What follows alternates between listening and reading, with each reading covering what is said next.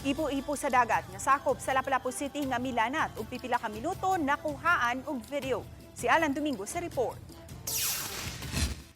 Matod sa naka-video og uploader nga si James Noel Mondelo nga samtang naglawig sila sa Mactan Channel gikan sa Pier 3 sa Cebu City niadtong Sabados buntag, nakita nila ang napurmang water spout o ipo-ipo nga nagtuyok haduol sa kabalayan og anaa sa dapit sa baybayon. Matod sa uploader, hadlok tan-awon ang ipo-ipo labi na kay adunay mga sakyanan usab sa dagat nga haduol nini.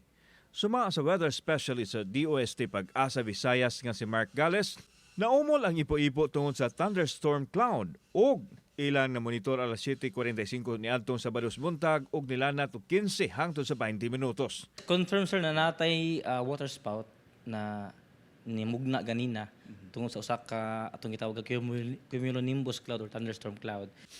Walay na monitor ang Pag-asa nga kadaot nga namugna sa ipo-ipo. Apan nagpahinumdom sila nga delikado ang water spout maong kinahanglan mo palayo niini. Kauban si Clover Lumayag, ako si Alan Domingo.